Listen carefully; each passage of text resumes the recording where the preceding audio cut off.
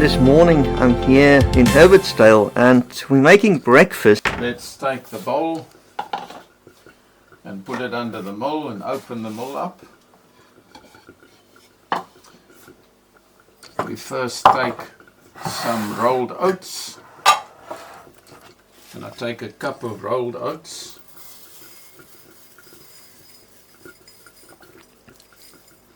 There we go. And we put the mill on first, and then we pour it into the mill. I'm going to mill slowly because if you put all of it in, it blocks the entrance to the mill.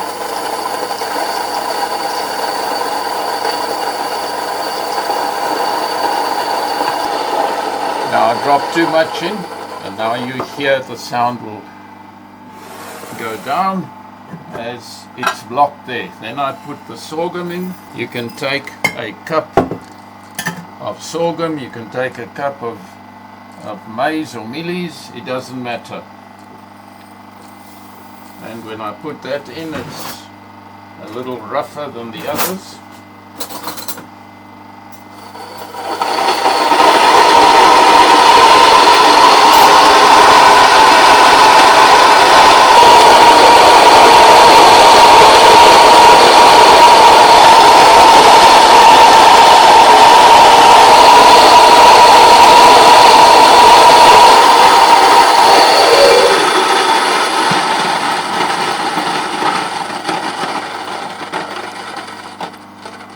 And there we have it. The two grains are mixed automatically as it milled. We can put the mill off, and then we have either millet and rolled oats. You can take any other grain and mix it there. And so that makes a different porridge every morning. One day I'll put just oats in, like this.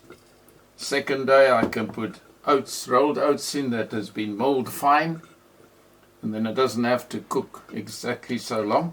And then I can put sorghum in alone, and the next morning I can put sorghum and rolled oats, or mealies and rolled oats. And this is the result. I've already done it, and here this morning I've decided to take just sorghum, and this is sorghum pure without rolled oats. Yesterday we had just mealies, and the day before we had sorghum and oats. So you don't have to stay with the same porridge every morning. So you're going to have a bit of variety in the mornings. Yes, I remember Mr. Owen, Helga made oats for him every morning. The same recipe, the same food.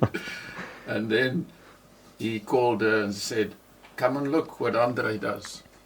And she said, "I know what's good for you."